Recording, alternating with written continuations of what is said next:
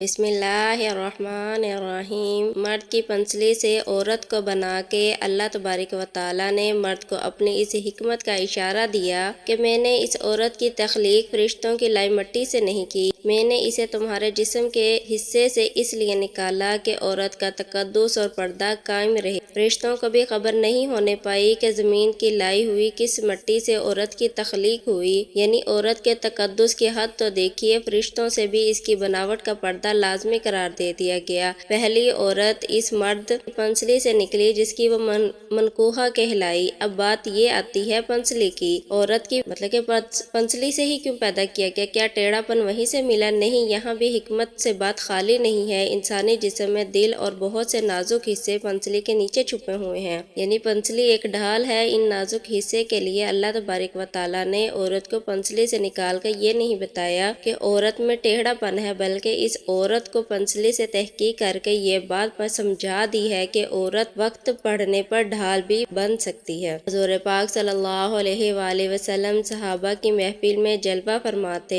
ایک شخص حاضر ہوا اور عرض کرنے لگا، یا رسول اللہ صلی اللہ علیہ وآلہ وسلم، کوئی ایسا مومن بھی ہے جو جہنم میں رہے گا؟ حضور اکرم صلی اللہ علیہ وآلہ وسلم فرمانے لگے، ہاں، ایک ایسا شخص ہوگا جو جہنم کی گہرائی میں 1000 سال تک رہے گا اور مسلسل اونچی آواز میں پکارتا رہے گا، یا حنان یا منان۔ ایک دن اس قدر اونچی آواز سے بلند سے پکارے گا، یا حنان یا منان، کہ حضرت جبرائیل علیہ السلام جہنم کے قریب سے گزرتے ہوئے سے سن لیں گے۔ حضرت جبرائیل علیہ السلام حیران ہوں گے کہ یہ کیسی عجیب بات ہے کہ کوئی مسلسل یا حنان یا منان پکار رہا ہے۔ حضرت جبرائیل علیہ السلام عرش کے سامنے حاضر ہوں گے اور سر سجدے میں رکھ کر خدا کی تسبیح بیان کریں گے۔ اللہ تعالیٰ فرمائے گا، اے جبرائیل علیہ السلام سر اٹھاؤ۔ جیسے ہی حضرت جبرائیل علیہ السلام سر اٹھائیں گے تو اللہ تعالیٰ فرمائے گا، اب بتاؤ جبرائیل علیہ السلام کیا عجیب دیکھا آج تم نے؟ حضرت جبرائیل علیہ السلام عرض کریں گے، اے ہمارے رب، میں نے جہنم سے آتی ہوئی ایک آواز سنی ہے جو کہ گہرے گڑھے سے لگ رہی تھی، کوئی پکار رہا تھا، یا حنان یا منان۔ اللہ فرمائے گا، اے جبرائیل علیہ السلام جہنم کی 2 رکا مالک کے پاس جاؤ، جہنم کے یعنی کہ داروغہ مالک کے پاس جاؤ اور اسے کہو کہ جو بندہ یا حنان یا منان کی صدا لگا رہا ہے اسے جہنم سے نکال کر تمہارے حوالے کر دے، پھر اسے لے کر میرے پاس آؤ۔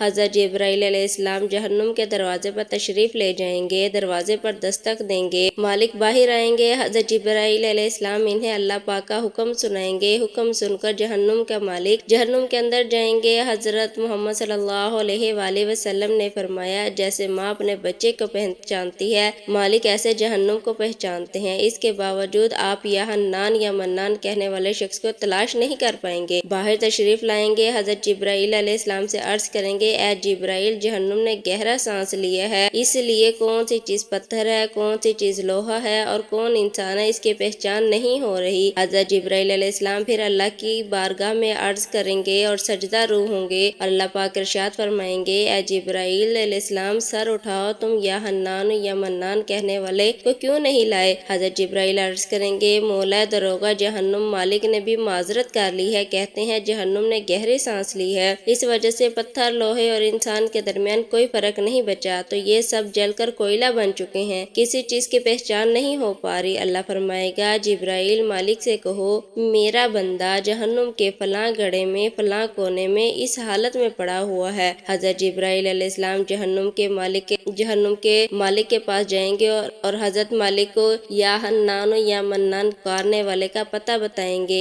حضرت مالک جہنم کے اندر جائیں گے اور دیکھیں گے کہ ایک شخص ہے، اس کے پاؤں اس کی پیشانی کے ساتھ اور اس کے ہاتھ اس کی گردن کے ساتھ بندھے ہوئے ہیں اور جہنم کے سانپ بچھو اس کے ساتھ لپٹے ہوئے ہیں۔ حضرت مالک اس کی زنجیریں توڑ دیں گے، جہنم سے نکال کر حضرت جبرائیل علیہ السلام کے حوالے کر دیں گے۔ حضرت جبرائیل علیہ السلام اسے عرش الہی کے سامنے لے کر حاضر ہوں گے، سجدے میں رکھیں گے۔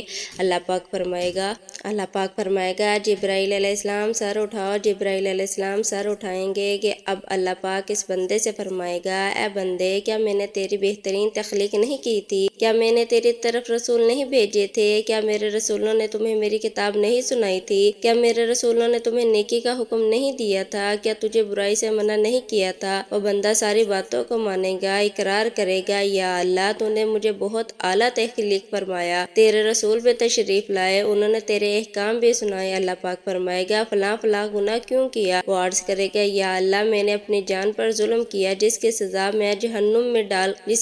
کی بدولت مجھے جہنم میں ڈال دیا گیا۔ اے اللہ اس کے باوجود میری امید نہیں ٹوٹی، مجھے تیری رحمت سے امید تھی، میں یا حنان یا منان پکارتا رہا، مولا تو نے مجھ پر اپنا فضل سے جہنم سے نکالا، یا اللہ مجھ پر رحم فرما۔ اللہ پاک فرمائے گا اے فرشتوں گواہ ہو جاؤ، میں نے اس پر رحم کیا اور اسے معاف فرما دیا۔ ناظرین آئیے اپنا محاسبہ کرتے ہیں، کیا ہم میں سے کوئی ایسا ہے جو کہہ سکے میں اپنے ایمان کا حساب کر سکتا ہوں؟ میں اپنے گریبانوں میں نظر ڈالیں، کوئی ایسی خوبی جس پر ہمیں یقین ہو کہ ہمیں دوزخ میں نہیں ڈالا جائے گا۔ ہزاروں سال کی عبادتیں بھی رد ہوتی دیکھی گئی ہیں، تو بس اللہ تعالیٰ سے دعا کرتے ہیں کہ اے اللہ ہم جانتے ہیں کہ ہمارے ایمان کا سخت حساب لیا جائے گا تو ہم یقیناً نہیں بچ پائیں گے، ہم بے حد گناہ گار ہیں، لیکن اے اللہ پاک ہم تیرے رحمت سے سوال کرتے ہیں، تیرے رحمت کا سوال کرتے ہیں، ہم سے حساب اپنے عدل و انصاف پر نہ لینا بلکہ ہم پر اپنی رحمت اور عطا کا سایہ رکھنا۔ اے اللہ پاک ہماری دعا کو قبول و منظور فرما، آمین۔ قیامت کے دن جب لوگوں کے ایمان کا حساب و کتاب ہو رہا ہوگا، پر کچھ لوگ ایسے ہوں گے جن کو اللہ تبارک و تعالیٰ بغیر حساب کے جہنم میں بھیج دے گا۔ صحابہ کرام رضی اللہ تعالیٰ عنہ نے عرض کی یا رسول اللہ وہ کون سے لوگ ہوں گے؟ نبی کریم صلی اللہ علیہ وآلہ وسلم نے فرمایا ظالم حکمران، وہ تاجر جو جھوٹ بولتا ہو، وہ بوڑھا شخص جو زنا کرتا ہو۔ نبی کریم صلی اللہ علیہ وآلہ وسلم نے فرمایا جس شخص میں یہ تین عادات پائی جائیں وہ جاہل ہے، جو سننے سے پہلے ہی جواب دینا شروع کر دیتا ہے، بات کو سمجھنے سے پہلے ہی جھگڑنا شروع کر دیتا ہے، علم نہ رکھنے کے باوجود فیصلے کرنا شروع کر دیتا ہے۔ اللہ پاک ہم سب کو نیک عمل کرنے کی توفیق عطا فرمائے، آمین یا رب العالمین۔ پلیز میرے چینل کو like and subscribe and share لازمی کیجیے۔